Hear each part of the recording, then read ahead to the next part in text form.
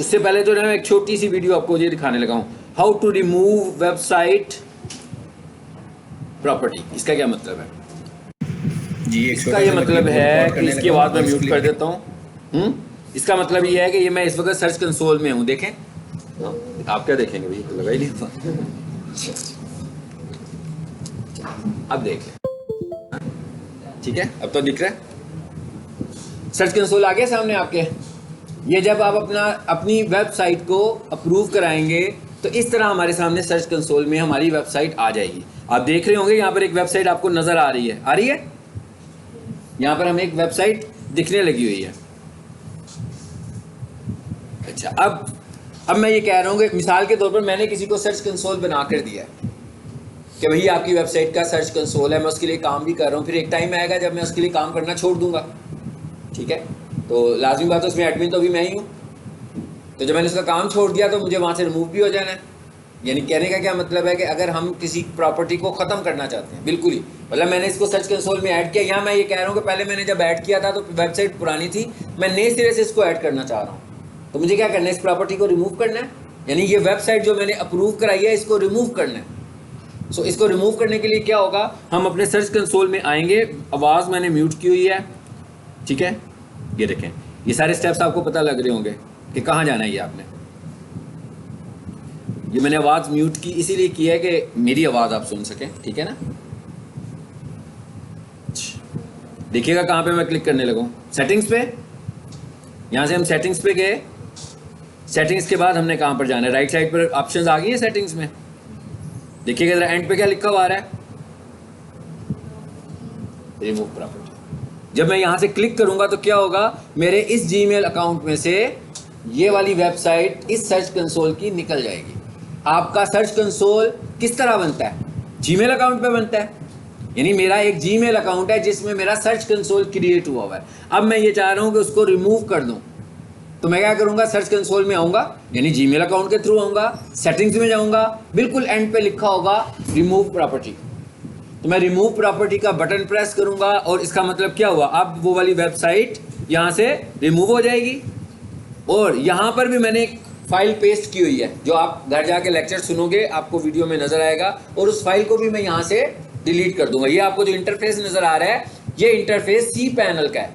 यानी ये C panel क्या होता है, आपकी जो वेब होस्टिंग है, आपने वेबसाइट को लाइव करना है, इसका मतलब कि आपने होस्टिंग परचेज की, आपके होस्टिंग का जो अकाउंट है जहाँ पर जाकर आपने फाइलों को सेव करना होता है। जैसे मेरे पास हार्ड डिस्क है तो मैं हार्ड डिस्क पे सेव कर रहा हूँ ना अपनी फाइलें लैपटॉप में। इसी तरह जब मैं होस्टिंग अकाउंट बाय करूँगा तो वो जो आपकी होस्टिंग की स्पेस होती है उसको हम बोलते हैं सी पैनल। तो वहाँ से जाकर भी मैं फाइल को रिमूव कर रहा हूँ। चलिए इस वीडियो को मैं बंद कर देता हूँ। ये सब एक छोटा सा काम था जो हमने रिमूव करने का देखा था। बाकी आपने पहले हाउ टू अप्रूव वाली वेबसाइट देखनी है, लेक्चर देखने हैं। उसके बाद मैं अब जो लेक्चर देने लगा हूँ जी, अब मैं कौन सा लेक्चर देने लगा हूँ देखते हैं। PLHR 38 में आ जाते हैं। अब मैं ये करने लगा हूँ कि मेरे पास एक वेबसाइट है प्रोफेशनल किचन, जिसे मैं बार बार आपके सामने खोलता भी हूँ, हाँ, उसका भी सर्च कंसोल बना हुआ है ऑलरेडी। तो हम उसके सर्च कंसोल को ज़रा स्टडी करते हैं। और ये सर्च कंसोल है क्या, बेसिकली मॉनिटरिंग है। मैंने आपसे कहा था, जैसे हम कह रहे हैं भाई कैमरा लगाना है हमने क्लासरूम में, तो आज अगर मैं कैमरा फिट करूँगा और मैं कहूँ भाई कैमरा रिकॉर्डिंग भी करता है, तो कैमरे ने रिकॉर्डिंग आज ही शुरू करनी है ना, आज से पहले की तो कोई रिकॉर्डिंग नहीं दिखा सकता वो। इसका मतलब क्या हुआ कि सर्च कंसोल में जब हम अपनी वेबसाइट को ऐड करेंगे, ऐड करने के बाद ही उसकी मॉनिटरिंग शुरू होगी। मतलब उस तरीके बाद से वो मॉनिटर करना शुरू होगा। मतलब आज मॉनिटर करेगा, कल करेगा, फिर उसके बाद करेगा, 10 दिनों के बाद काफ़ी सारी मॉनिटरिंग हुई होगी, 1 महीने के बाद काफ़ी हुई होगी, लेकिन प्रीवियस 10 डेज़ की तो कोई मॉनिटरिंग नहीं होगी ना, नेक्स्ट डेज की होगी। तो मतलब सर्च कंसोल ने टाइम लेना है एनालिसिस के लिए। मतलब मैंने सर्च कंसोल बना तो लिया, अब मुझे उसे टाइम देना है, कम से कम मुझे उसे 10 दिन देने हैं, ताकि फिर मैं 10 दिनों के बाद देखूँगा भाई इसने किया क्या मेरे लिए, मुझे क्या इन्फॉर्मेशन दे रहा है मेरी वेबसाइट के मुतालिक। ठीक है, जितना टाइम गुजरता जाएगा उसकी मॉनिटरिंग उतनी स्ट्रांग होती जाएगी, यानी वो उसके पास उसके एनालिसिस उतने स्ट्रांग होते जाएंगे कि ऑनलाइन क्या हो रहा है आपकी वेबसाइट के साथ। तो अब मैं खोलने लगा हूँ सर्च कंसोल। आप सबको पता है जब भी मैं कोई अकाउंट खोलता हूँ तो मेरा जीमेल तो खुला ही होता है, आपका भी खुला ही होता है। तो हम यहाँ पर किसी भी नए टैब में आते हैं और यहाँ पर आकर हम लिख लेते हैं गूगल सर्च कंसोल। ये मैंने लिख दिया Google search console. Google search console कोई टैब नहीं है, हमने इसी तरीके से उसे ओपन करना है। सर्च करके हमने उसे ओपन करना है। तो यहाँ पर विंडोज ज़्यादा आ रही है, मतलब इन्हें बंद कर दूँ ताकि हमारी कुछ स्पीड बेहतर हो जाए।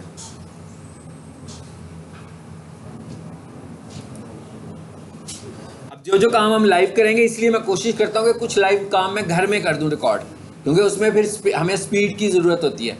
तो अगर स्पीड नहीं होगी तो हमें वेट करना पड़ेगा। जैसे ये लिखा हुआ है गूगल सर्च कंसोल टूल, जिस पर क्लिक करते हैं।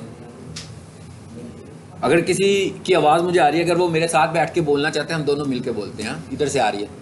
जब मैं थक जाऊंगा उसे बोलने को कहूँगा हाँ इधर से मैंने कहा आवाज़ आ रही है जी। गूगल सर्च कंसोल टूल्स, इस पर क्लिक कर दूं मैं? कर दिया मैंने।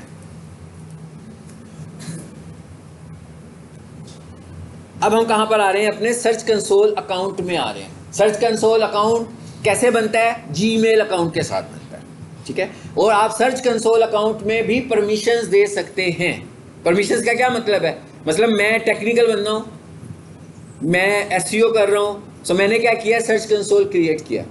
इसका मतलब क्या हुआ कि मेरे जीमेल अकाउंट में एक सर्च कंसोल क्रिएट हुआ, जिससे मैंने एक वेबसाइट अप्रूव कराई। ऐसे ही है ना। अब जो वेब डेवलपर है, बहुत सारी चेंजेस ऐसी हैं ना, मैंने आपसे कहा था ना कि बहुत सारी चीज़ें ऐसी हैं जिनमें वेब डेवलपर को भी मुझे इन्वॉल्व करना पड़ेगा कि भाई ये मसला स्पीड का है, इसको आप देखो। तो मैं क्या करता हूँ कि वेब डेवलपर को भी उस सर्च कंसोल में ऐड कर लेता हूँ। इसका क्या फ़ायदा होगा कि भाई वो अपने घर में बैठेगा, अपने गूगल अकाउंट को खोलेगा, सर्च कंसोल में जाएगा तो उसके पास भी ये सर्च कंसोल आ जाएगा। उसके बाद मैं जिसकी वेबसाइट पे काम कर रहा हूँ, जो इस वेबसाइट का ऑनर है, वो कहता है भाई मैंने भी ये एनालिसिस करनी है जो आप कर रहे हैं। तो फिर मैं क्या करूँगा? उसके जीमेल को भी इस पर ऐड कर लूँगा, उसको भी मैं परमिशन दे दूंगा कि भाई आप भी इसे देख सकते हो। अब कुछ परमिशन ऐसी होंगी जो जस्ट व्यू से रिलेटेड होंगी, और कुछ ऐसी होंगी जिसमें वो बंदा चेंजेस भी करेगा और ज़्यादा डिटेल में चीज़ों को देखेगा। इसका मतलब क्या हुआ कि हम सर्च कंसोल एक बनाकर एक वेबसाइट को एक ही दफ़ा अप्रूव कराएंगे, और उसके बाद उसका एक्सेस एक से ज़्यादा लोगों को दे सकते हैं, ठीक है। तो मैं यहाँ से करता हूँ स्टार्ट।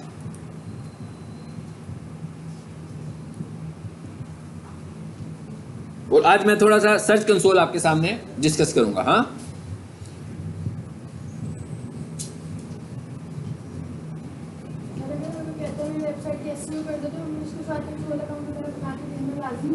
हमने उसको नहीं देना, हमने तो अपने काम के लिए देना है। मैंने जब एसईओ करनी है तो मुझे एनालिसिस करनी है ना। तो जब तक मैं सर्च कंसोल में नहीं जाऊंगा तो मुझे बहुत सारी चीज़ों का पता ही नहीं लगेगा। मुझे वेबसाइट के बग्स का भी नहीं पता लगेगा। अभी आप देखिएगा, मैं खोलता हूँ, ये खुलने लगी है वेबसाइट। अब जब इधर बग्स आएंगे तो यहाँ आप कुछ नहीं कर सकते, ये ज़हन में रखना है। ये एक मॉनिटरिंग प्लेटफॉर्म है, ये सिर्फ आपको पॉइंट आउट करेगा कि भाई ये चीज़ें हैं। अब वो चीज़ें ठीक करने के लिए जो भी प्लेटफॉर्म है, हम उसी प्लेटफॉर्म पे जाकर उनको ठीक करेंगे। यहाँ से हमें सिर्फ पता लगेगा, यहाँ से सिर्फ मॉनिटरिंग होगी, ठीक है। हाँ जी, अगर आप देखते हैं, ये देखिए कौन सी वेबसाइट आ रही है सर्च कंसोल में? प्रोफेशनल किचन, वही वेबसाइट आ रही है ना जिसको हम अक्सर डिस्कस करते हैं, ठीक है। ये क्या लिखा हुआ आ रहा है जी? सेटिंग्स। ओके, सेटिंग्स में आए जरा।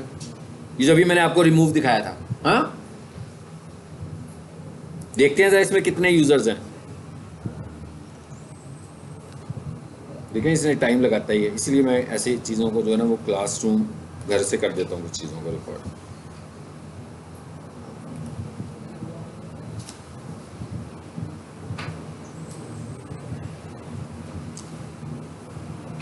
आगे जी क्या कहता है? You are verified ownership verification आ रही है ना ऊपर। एक सबसे ऊपर क्या लिखा हुआ है? You are verified owner. इस पर क्लिक करें सर, क्या है इसके अंदर? और देखें क्या हुआ। फैन चलाने, चला दो फैन। वो वाला एसी ऑन है क्या ऑफ है? ऑफ है। इसका स्विच कहाँ है बेटा? इधर से देखो जरा, बटन ऑन कर दो जितने भी हैं। ऑन है? उस तरफ देखें, आपकी साइड पर जो है पैरेलल, वहां पे देखो। नहीं हुआ ऑन? ये तो ऑफ कर दो, तो लाइट्स है ना।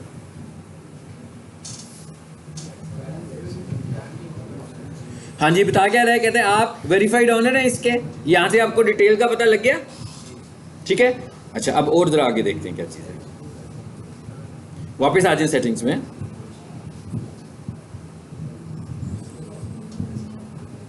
वीडियो अपलोड हो गया सर, ये वीडियो तो अपलोड हो गई। नहीं, वो तो तकरीबन हुई हुई है, अब वो भी स्लो ही चल रही है वैसे। इसे हम पॉज नहीं कर सकते हैं ना, कैंसिल ऐसे ही करूँगा फिर रह ना जाए फिर दोबारा से आज के। आ जाए इधर वापस जी। ये क्या लिखा हुआ आ रहा है दूसरे नंबर पर? देखें दूसरे नंबर पर क्या लिखा हुआ आ रहा है, यूजर्स एंड परमिशंस। क्या क्या इसका क्या मतलब हुआ कि भाई इस सर्च कंसोल में कौन कौन लोग हैं और किस किस के पास कौन सी परमिशन है। ठीक है, सो हम इस पर क्लिक करते हैं।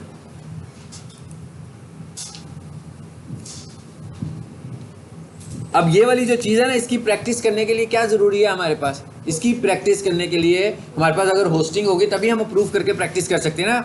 बार बार प्रैक्टिस अगर आप इस पर करना चाह रहे हो तो जी। देखें क्या लिखा हुआ आ रहा है, कितने सारे यूजर्स आ रहे हैं इसमें। हाँ, एक यूजर पहले आ रहा है, इसके आगे क्या लिखा हुआ आ रहा है जी, ऑनर। एक मेरा अकाउंट आ रहा है, उस पर लिखा हुआ आ रहा है वेरीफाइड, यानी ये भी ऑनर है और इसी के अकाउंट से वेरीफाई हुई है। हाँ, अच्छा, उसके बाद क्या आ रहे हैं, ये मैंने स्टूडेंट्स कुछ ऐड किए हुए शायद। इस पर क्या लिखा हुआ है, रिस्ट्रिक्टेड यूजर, मतलब देखने की हद तक है। ये भी 2 मेरे ही अकाउंट हैं, प्रैक्टिस के लिए मैंने शायद बताए होंगे। खत्म करना होगा किसी को तो क्या करेंगे, सिंपल चेंज परमिशन की ऑप्शन भी आ रही है, रिमूव की ऑप्शन भी आ रही है। मैं यहाँ से रिमूव कर दूंगा या उसकी परमिशन चेंज कर दूंगा। और अगर मैंने कोई नया यूज़र लाना होगा यहाँ पर, किसी और को भी इसका एक्सेस देना होगा इस सर्च कंसोल का, तो मैं यहाँ से ऐड यूज़र करूँगा। ठीक है, यहाँ पर उसका जीमेल दूंगा कि जो भी उसका जीमेल है, मिसाल के तौर पर मैं कहता हूँ भाई जीमेल है नजीब, तो ये मैंने ईमेल दे दिया। उसके बाद ये क्या लिखा हुआ आ रहा है, परमिशंस। 3 परमिशंस हैं, ऑनर, फुल और रिस्ट्रिक्टेड। ऑनर का मतलब है कि इसके पास ऑनरशिप है। फुल का मतलब क्या है कि इसके पास सारे राइट्स हैं मगर ये ऑनर नहीं है, मतलब राइट्स इसके पास सारे हैं मगर ये इसके पास ऑनरशिप नहीं है। और रिस्ट्रिक्टेड का मतलब आप यूँ समझ लो कि जैसे वो सिर्फ इसको देख सकता है बस, और कुछ नहीं कर सकता। ठीक है, इधर आ जाएगा और एनालिसिस देखेगा। सो आपको पता लग गया कैसे ऐड करना है। ये ऐड का बटन आ रहा है, जस्ट मैं यहाँ पर ऐड का बटन प्रेस करूँगा तो ये यूज़र इसमें ऐड हो जाएगा। चलो, जिसे मैं कैंसिल कर देता हूँ, मैं नहीं कर रहा ऐड। आपको पता लग गया ऐड कैसे होना है, किसी भी दूसरे बंदे को कैसे इसमें हमने ऐड करवाना है।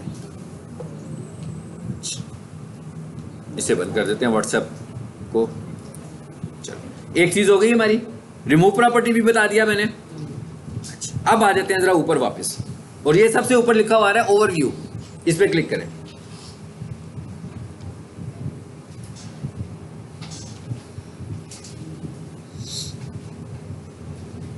आगे ओवरव्यू पे सबसे ऊपर क्या लिखा हुआ आ रहा है जी, 117 टोटल वेब सर्चेज क्लिक्स। और नीचे आए,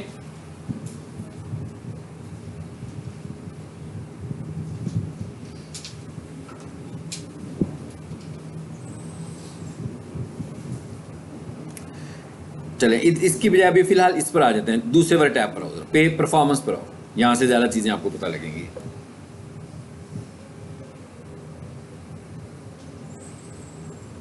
परफॉर्मेंस का क्या मतलब है कि भाई ये आपकी वेबसाइट की परफॉर्मेंस कैसी है। यहां पर हमें सर्च क्यूरीज के मुतालिक पता लगेगा।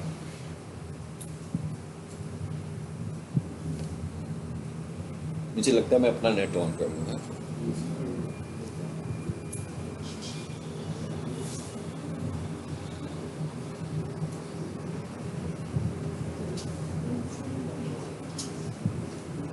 चलो, नेट चेंज करते हैं।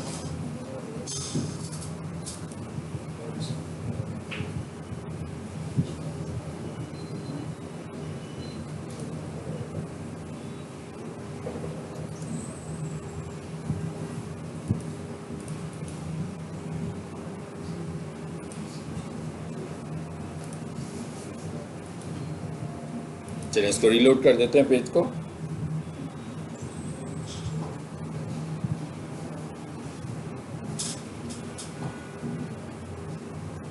जी, आगे रिजल्ट्स क्या कह रहा है, कह रहा है total clicks 117, total impressions 1.16K, average CTR CTR का मतलब click through rate. Click through rate क्या चीज़ है भाई? इंप्रेशंस लगे हैं तकरीबन 1200, क्लिक्स हुए हैं 117, तो 117 डिवाइडेड बाई 1200 मतलब कितने आए? 117 क्लिक्स हुए हैं। कितने में से क्लिक्स हुए हैं? तो अबाउट 1200 में से क्लिक हुए हैं। ऐसे ही है ना? तो ये क्लिक थ्रू रेट कैसे निकलता है कि number of clicks divided by impressions. जैसे भाई अपनी परसेंटेज नहीं निकालते हो नंबरों की, हाँ, अब 10 marks divided by total marks लिखते हैं ना, सेम इसी तरीके से टोटल क्लिक्स इतने हुए हैं। और इम्प्रेशंस, व्हाट इज इम्प्रेशंस? कौन बताएगा मुझे? इम्प्रेशन से क्या मुराद है? हमने डिस्कस किया हुआ है कि वो अगर हमारी वेबसाइट किस पर्सन को शो करवाता है, यानी उसने कहा कि भाई इतनी दफा आपकी वेबसाइट किसी को नजर आई है। नजर कैसे आती है? कीवर्ड्स के साथ, कि कोई बंदा कीवर्ड लिख रहा होता है तो उसके अगेंस्ट उसे नजर आई है, तो वो इंप्रेशन है। मतलब जिस दिन आपको क्लासरूम में मैं नजर ना हूं, इसका मतलब है मेरा कोई इंप्रेशन नहीं है। ऐसे ही है ना? तो जिस दिन मैं आ जाता हूँ एक इंप्रेशन हो गया, आकर मैं चला जाऊँ नमाज पढ़ने जाऊँ फिर वापस आऊँ, तो उस दिन आपने मेरे 2 दफ़ा इंप्रेशन है कि ट्वाइस आपने मुझे डिसअपियर होते हुए भी देखा और अपीयर होते हुए भी देखा। तो इंप्रेशन का क्या मतलब है कि कितनी दफ़ा किसी को कोई चीज़ नज़र आ रही है। तो कहते हैं इसके इंप्रेशन तो लगे हैं 1200, लेकिन 1200 इंप्रेशन पर क्लिक्स कितने हुए? 117। तो इसका मतलब क्या हुआ कि क्लिक थ्रू रेट क्या है इसका? 10%। इसको हम बोलते हैं CTR। और CTR कैसे कैलकुलेट होता है? Number of clicks divided by number of impressions. ठीक है ना? So what is click through rate? ये मेरा हाल है मैंने 10 सेकंड में बताया, छोटा सा एक क्लिप बन सकता है ये अगर आप बनाना दें कि भाई क्लिक थ्रू रेट क्या होता है। पता लगे ना क्या होता है? कि number of clicks divided by number of impressions. अब चाहे वो गूगल ऐड हो चाहे वो ऑर्गेनिक हो, इस वक्त हम ऑर्गेनिक की बात कर रहे हैं ना, लेकिन अगर गूगल ऐड होगा उसमें भी तो ऐड लोगों को नजर आ रहा है, तो इसका मतलब है उसमें भी लोगों को आपकी ऐड के इंप्रेशंस दिखते हैं। और जब इंप्रेशंस दिखते हैं तो क्लिक होता है। जैसे मैंने आपको बताया था कि भाई गूगल ऐड पे तो चार्ज उसी वक्त करता है जब वो क्लिक होता है। मतलब अगर आपकी ऐड के आज 5000 इंप्रेशंस भी लग गए और किसी ने क्लिक नहीं किया, तो इसका क्या मतलब? गूगल बिल्कुल चार्ज नहीं करेगा। गूगल चार्ज सिर्फ उस, हाँ, ऐड नजर आ रहा है लोगों को लेकिन कोई क्लिक नहीं कर रहा। तो जब कोई क्लिक नहीं कर रहा तो इसका क्या मतलब? कि गूगल चार्ज नहीं कर रहा। गूगल ऐड सिर्फ उस वक्त, इसको इसीलिए तो हम बोलते हैं PPC, पे पर क्लिक। ये गूगल ऐड जो होता है ना, इट्स कॉल्ड PPC एड्स, पे पर क्लिक एड्स। तो क्लिक पर ऐड चार्ज हो रही होती है आप। ठीक है, अच्छा चलें, ये भी पता लग गया। उसके बाद क्या लिखा हुआ है? एवरेज पोजीशन, जो नंबर ऑफ कीवर्ड्स हैं इसके, उस कीवर्ड्स के अगेंस्ट आपकी पोजीशन क्या है। क्या पोजीशन बता रहा है? 31। 31 का क्या मतलब है? कौन बताएगा वाला? ये पोजीशन 31 का क्या मतलब है? कहां पर है? आप लोगों को गर्मी लग रही है? ये मैंने ऑन किया हुआ है, ये पंखा नहीं चलेगा तो वहां पर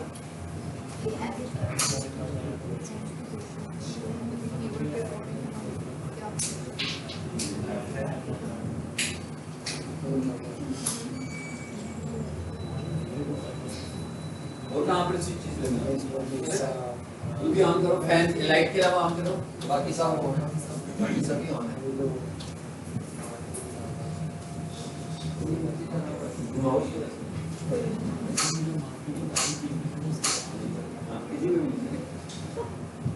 आप लोग आगे आ जाओ, आप लोग भी आगे आ जाओ, बेहोशियां ना हो जाना। मैं क्या इधर आप लोग इधर आके बैठो, आगे आगे आ जाओ। जो आखिर में बॉयज बैठे हैं उसी आगे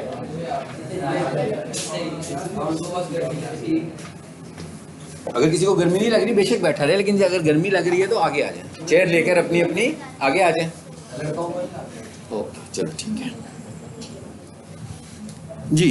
तो 31 का मतलब क्या हुआ कि पहले पेज पर तो 10 साइट्स आती है ना, तो दूसरे पेज पर 20 हो गई, तीसरे पेज के ऊपर 30 हो गई। तो ये पोजीशन बता रहा है, लेकिन ये पोजीशन किस पे बता रहा है? ये जो इसके सारे कीवर्ड्स पे हो रही है ना बात इस वक्त, मुख्तलिफ कीवर्ड्स के ऊपर पोजीशन बताने लगा हुआ है।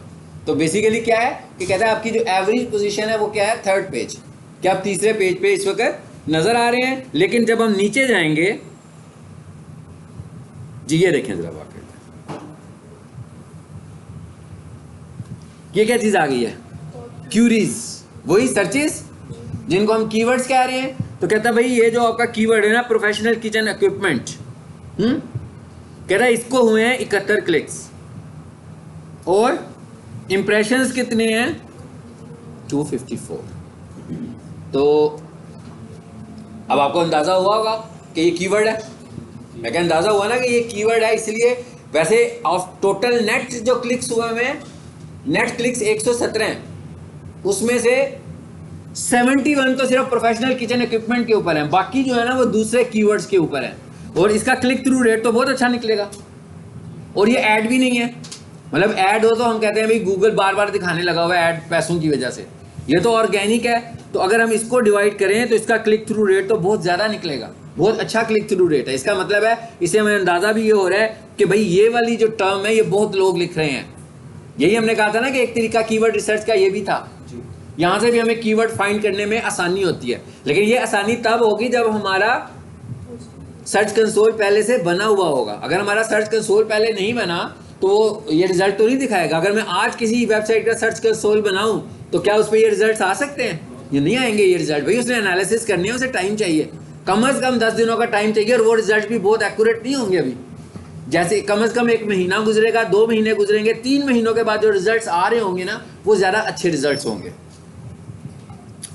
जी आगे और देखते जाए, पता लग रहा है हमें कि किस किस के अगेंस्ट कितने क्लिक्स होने लगे हुए हैं। सो इससे हमें ये भी पता लग रहा है कि भाई कौन सा कीवर्ड हमें बनाना चाहिए, यानी जिन कीवर्ड पे हम काम कर रहे हैं अब हमें और किस कीवर्ड पे काम करना चाहिए कि जिसके ऊपर ज़्यादा क्लिक्स हो रहे हैं और ज़्यादा इंप्रेशंस आने लगे हुए हैं। ठीक है, अब ये एनालिसिस हमें करके दे रहा है गूगल सर्च कंसोल, ऐसे ही है ना। अच्छा अब और आए जरा इधर, ये क्या लिखा हुआ आ रहा है जी, URL इंस्पेक्शन, इस पर है मैं इधर, और ये देखें ऊपर क्या लिखा हुआ था, लास्ट 3 मंथ्स। सो यहाँ से मैं चेंज कर सकता हूँ कि मुझे कितना डाटा चाहिए। अभी 3 मंथ्स का आ रहा है, मैं यहाँ पे क्लिक करूँगा 2 मंथ्स भी कर सकता हूँ, 1 मंथ भी कर सकता हूँ, जितने भी डेज हमारे पास आ रहे होंगे। यहाँ पर आकर अब मैं लिखने लगा हूँ वेबसाइट का नाम, दोबारा से देखिएगा ज़रा।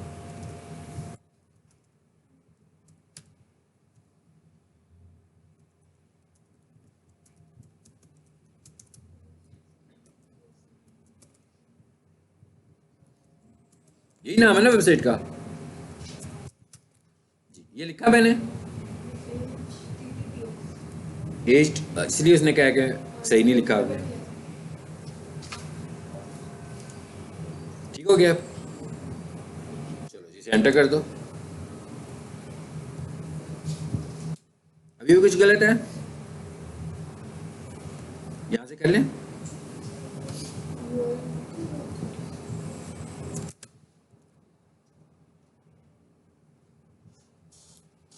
जी इधर आए,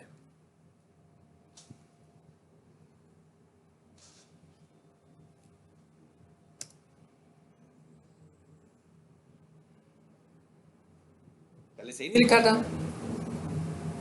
चलें अब देखें, आया मैसेज आया कुछ, क्या कहता है, कहता है URL is on Google but has issues. कहता है भाई ये वाला URL जो है वो गूगल पर है मगर इसमें कुछ इश्यूज हैं।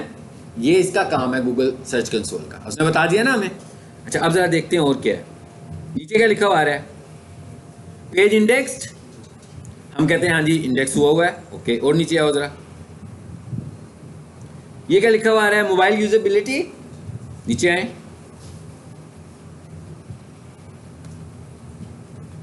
देखिए बता रहा है ना मुझे क्या इश्यूज हैं। कह रहा है text too small to read. इसका क्या मतलब है, कहता है इस वेबसाइट के ऊपर जो आपने टेक्स्ट लिखा हुआ है जब वो डेस्कटॉप पे नजर आता है फिर तो ठीक ही आता होगा, लेकिन जब वो टेक्स्ट आपका कहाँ चला जाता है, मोबाइल पर जाता है, तो वो बहुत क्लोज हो जाता है, छोटा लिखा हुआ है। तो कहता है इसको रिजॉल्व करवाएं। इसका मतलब क्या हुआ कि अब मैं ये वाला मसला किसके पास लेके जाऊंगा, डेवलपर को। हम बताएंगे कि भाई ये देखो, इसलिए मैं कहता है डेवलपर को इसमें ऐड करेंगे। मैं उसे कहूँगा भाई ये सर्च कंसोल चेक करो और इसमें जो इश्यूज आ रहे हैं उनको रिजॉल्व करें आप। उसके बाद क्या लिखा हुआ है, कंटेंट वाइडर देन स्क्रीन। तो कहता है आपका जो कंटेंट है ना जब वो मोबाइल पे चलता है तो वाइडर देन स्क्रीन हो रहा है, इसको भी कंट्रोल करें।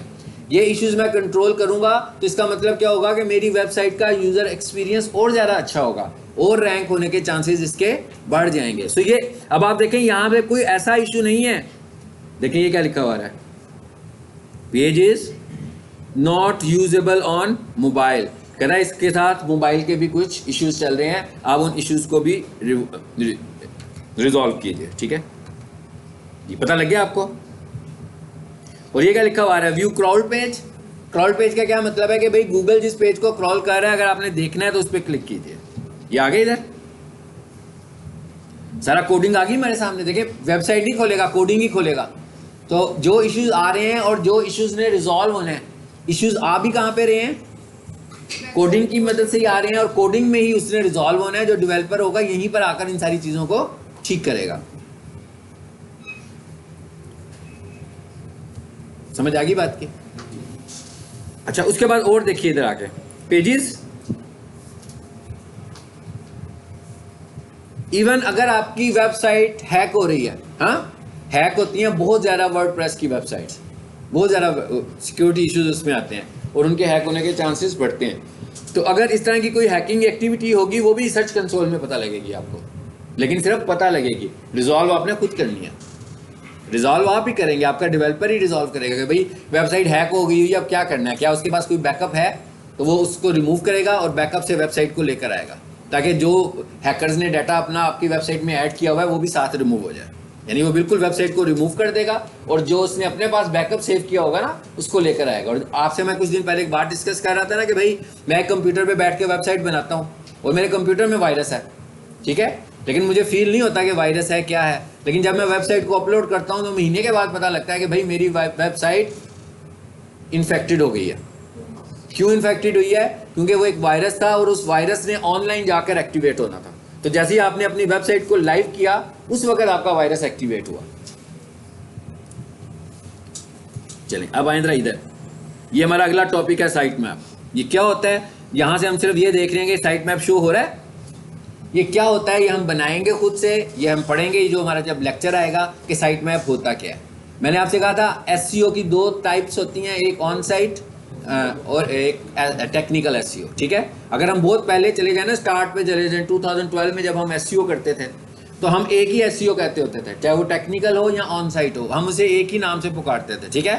लेकिन जैसे जैसे वक्त गुजरता गया तो हमने चीज़ों को सेपरेट कर दिया। तो इसका मतलब क्या है कि मोस्टली इसके फैक्टर्स भी ऑन साइट वाले फैक्टर्स ही हैं। सो ये actually on site site map का जो फैक्टर है, ये टेक्निकल एसईओ का फैक्टर है, ठीक है। टेक्निकल का क्या मतलब होता है? मेंटेनेंस। टेक्निकल का यही मतलब होता है ना कि भाई किसी चीज़ की मेंटेनेंस है। सो ये वेबसाइट की मेंटेनेंस से रेलिवेंट है। ये हमारे अगले टॉपिक्स में से साइट मैप का टॉपिक है, जो हम देखेंगे कि साइट मैप क्या होता है और साइट मैप कैसे बनाते हैं, ठीक है। जब आपका साइट मैप बन जाएगा तो यहाँ आकर आप साइट मैप को सबमिट भी करते हो। कैसे सबमिट करते हो कि भाई साइट मैप तो बना हुआ है, साइट में अपलोड भी हुआ है, सिर्फ नाम ही लिख रहे हैं हमने, ठीक है। लेकिन यहाँ से मैं चेक कर रहा हूँ कि साइट मैप मेरा हुआ है, ये देखें सक्सेस लिखा हुआ है ना, इसका क्या मतलब है? सबमिट हुआ है। अच्छा, उसके बाद आगे देखें जरा और क्या लिखा हुआ है जी। रिमूवल्स का क्या मतलब है कि उसने आपकी वेबसाइट को क्राउल किया हुआ है। अगर आप उसके क्राउलिंग में से कुछ पेजेस को रिमूव कराना चाहते हैं कि भाई आप जा रहे हो, वो अभी अंडर मेंटेनेंस आया हुआ है, उसकी क्राउलिंग को रोक दो, तो हम यहाँ आकर उसको रिमूव करवा सकते हैं। डिलीट नहीं कर रहे, ये ज़हन में रखें, पेज को डिलीट नहीं कर रहे, वेबसाइट को डिलीट नहीं कर रहे, बल्कि उसकी क्राउलिंग में से जो उसने इंडेक्स करके रखा हुआ रैंकिंग करने के लिए, उसको रिमूव करवा रहे हैं। अगर करवाना हो तो करवाते हैं, वैसे ज़रूरत नहीं पड़ती है हमें। उसके बाद तीसरे नंबर पर क्या चीज़ लिखी हुई आ रही है? पेज एक्सपीरियंस जी। यहाँ पर कुछ शो नहीं कर रहा हमें पेज एक्सपीरियंस को, इट्स ओके। अगर कुछ इशू होता तो वो कह देता भाई इशू ये आ रहा है, ऊपर उसने मोबाइल इशू में बता दिया ना। उसके बाद तीसरे नंबर पर क्या चीज़ आ रही है? Core web vitals. Core web vitals क्या होते हैं? कोर वेब वाइटल्स ये टेक्निकल एसईओ का पार्ट है। जब मैं टेक्निकल एसईओ पढ़ा रहा हूँ, ये हमारा पूरा एक टॉपिक होगा कोर वेब वाइटल्स का। कोर वेब वाइटल्स स्टैंडर्ड्स हैं जिससे हमें पता लगता है कि हमारी वेबसाइट में क्या इश्यूज चल रहे हैं। क्या हमारी वेबसाइट मोबाइल फ्रेंडली नहीं है तो क्यों नहीं है? क्या हमारी वेबसाइट स्लो है? अगर स्लो है तो क्यों स्लो है? अगर हमारी वेबसाइट क्राउल नहीं हो रही, इंडेक्स नहीं हो रही, तो उसके पीछे कौन कौन सी रीजंस हैं। सो ये टेक्निकल एसईओ का पार्ट है। ये टेक्निकल एसईओ मैं बताऊंगा। इसमें भी रिस्पॉन्सिबल जो है वो एसईओ वाला बंदा नहीं है, इसमें भी जो रिस्पॉन्सिबल निकलेगा आखिर में बंदा, वो डेवलपर ही होगा। तो इसका मतलब क्या हुआ कि इसके कोर वेब वाइटल्स को अचीव करने के लिए हमें अपनी वेबसाइट की डेवलपमेंट को इम्प्रूव कराना पड़ेगा, ठीक है। सो ये टेक्निकल एसईओ में जाकर हम इसको भी देखेंगे। यहाँ से हमें एक चीज़ का सिर्फ पता लग रहा है, और वो क्या पता लग रहा है? यहाँ से हमें ये पता लग रहा है कि हम अपनी पूरी वेबसाइट को मॉनिटर कर रहे हैं। ऐसे ही है ना? टेस्टिंग हो रही है ना बेसिकली आपकी साइट की कि भाई इसमें क्या इश्यूज हैं और इसमें क्या इश्यूज नहीं हैं। अच्छा, अब और इधर आए जी, मोबाइल यूजेबिलिटी। ये अभी हमने देखा भी है, आया था ना हमारे सामने, अब यहाँ डिटेल में आ गया। Content wider than screen, clickable elements too. अब ये वाला इशू जैसे ही मैं डेवलपर को बताऊंगा वो इसको रिजॉल्व करके देगा मुझे, और जब वो ये रिजॉल्व कर देगा क्या कहता है, कह रहा है text too small to read. इसका मतलब क्या हुआ, टेक्स्ट बड़ा कर देगा। दूसरे नंबर पर लिखा हुआ है clickable elements too close together, कह रहा है एक दूसरे से बहुत ज्यादा क्लिकेबल एलिमेंट जुड़े हुए हैं, तो वो क्या करेगा, क्लिकेबल एलिमेंट्स शायद बड़े हो, उनके साइजेस को थोड़ा सा छोटा करेगा, गैप आ जाएगा बीच में, मतलब ये डेवलपर ये हमारा काम करेगा। और उसके बाद क्या लिखा है, कंटेंट वाइडर देन स्क्रीन। इसका तो सिंपल सा हल है कि जैसे मिसाल के तौर पर आपका स्लाइडर पूरा नजर नहीं आ रहा स्क्रीन के ऊपर, तो क्या करेगा, स्लाइडर इमेज को छोटा कर देगा तो स्क्रीन के ऊपर पूरा नजर आना शुरू हो जाएगा। ठीक है, सो ये क्या कहता है, ये मोबाइल यूजेबिलिटी के इश्यूज आ रहे हैं। उसके बाद ये क्या है, सिक्योरिटी, मैनुअल एक्शंस, क्लिक करें जरा, नो इशू। अगर फॉर एग्जांपल आपकी वेबसाइट में कोई हैकिंग इशू हुआ होता तो यहां पर वो दिखा रहा होता। उसके बाद क्या लिखा हुआ है, सिक्योरिटी इश्यूज, कोई इशू नहीं है। तीसरे नंबर पर क्या लिखा हुआ है, लिंक्स। अब इसका क्या मतलब है, एक्सटर्नल लिंक्स, इंटरनल लिंक्स। अब आपने जब लिंक बिल्डिंग की होगी तो जो लिंक्स आपने बनाए होंगे तो यहां पर वो आपको लिंक्स भी शो कर रहा होगा कि आपके लिंक्स वेबसाइट के किस किस के साथ बने हुए हैं। और आखिर में क्या ऑप्शन आ गई है हमारे पास, सेटिंग। ये क्या है, वही जगह है जहां पर हम पहले भी आए थे। और ये क्या लिखा हुआ है जी, क्राउल स्टैट्स। आगे, क्राउल कितनी दफा हुआ आपका पेज, ये बताने लगा हुआ है आपको। क्या कहता है, टोटल डाउनलोडेबल साइज 18.4 मिलियन। और ये क्या कहता है, टोटल क्राउल रिक्वेस्ट कितनी गई हुई हैं, 613 गई हुई हैं। अभी देखिएगा यहाँ पर जब हम स्टार्ट पर आए थे, कहाँ आए थे, यहाँ आए थे ना। यहाँ आकर मैंने एक वेबसाइट का नाम लिखा था ना अपनी का, दोबारा लिखता हूँ मैं, पेस्ट करता हूँ, फिर देखिएगा एंटर करता हूँ मैं जी। ये क्या लिखा हुआ है, अगर फॉर एग्जांपल अब ये क्राउल कब होता है, क्राउलर आपकी वेबसाइट पर आता है और मिसाल के तौर पर वो ये देखता है कि भाई आपकी वेबसाइट का कंटेंट तो पुराना ही है जो उसने पहले भी क्राउल किया हुआ है, तो हो सकता है कि आपको अभी वो क्राउल ना करे, क्योंकि क्राउल तो तब करेगा ना जब कोई नई चीज उस पर आई होगी। मैंने आपको क्राउल का कॉन्सेप्ट दिया हुआ है ना कि क्राउल क्या होता है कि सबसे पहले क्राउलर आता है और चेक करता है आपकी वेबसाइट को, उसके बाद वो ये देखता है कि क्या ये हमारे फैक्टर, स्टैंडर्ड, सिग्नल्स के अगेंस्ट तो नहीं है। अगर नहीं होती है तो उसको अपने इंडेक्स सर्वर पर सेव करना शुरू कर देता है। यानी पहला स्टेप क्या होता है, क्राउलिंग होता है। तो अगर आपकी वेबसाइट क्राउल नहीं हो रही है, हाँ मिसाल के तौर पर आपने अपनी वेबसाइट में कुछ चेंजेस की और उसके बाद आपको लग रहा है कि भाई अब इसको क्राउल होना चाहिए, तो क्राउल नहीं हो रही तो हम इधर आएंगे और यहाँ आकर क्या करेंगे, उसको रिक्वेस्ट, यहाँ से मैं उसे रिक्वेस्ट भेज दूंगा और ये दोबारा से, इसका मतलब क्या हुआ कि क्राउल रिक्वेस्ट चली गई। लेकिन इसका मतलब ये नहीं कि अगर मुझे ऐसा, इसका तो ये नहीं हमने समझना कि भाई ऑप्शन हमारे पास आ गया तो हम जितनी दफ़ा मर्जी रिक्वेस्ट कर लें। ठीक है, हम ऐसे भी नहीं करेंगे कि हम बार बार रिक्वेस्ट नहीं करेंगे। आपने एक ही रिक्वेस्ट कंसीडर, आज अगर मैं 10 रिक्वेस्ट भी भेजूंगा तो वो एक ही रिक्वेस्ट कंसीडर करेगा। और अगर एक रिक्वेस्ट मैंने आज भेजी है और एक रिक्वेस्ट मैं कल भेजता हूँ तो उसको भी एक ही रिक्वेस्ट कंसीडर करेगा, क्योंकि अगर आप बार बार रिक्वेस्ट भेजेंगे तो भी मैं आपकी पहली रिक्वेस्ट को कंसीडर करूंगा, बाकी की रिक्वेस्ट को इग्नोर करूंगा। ठीक है, चलो जी। जब भी अपने जो भी हमने उसमें अपडेट करके हमने लाजमी आगे उसको यहाँ पे क्राउलिंग के लिए रिक्वेस्ट करना है, वरना खुद ही ऑटोमेटिकली खुद भी करेगा, खुद भी रिक्वेस्ट करेगा वो।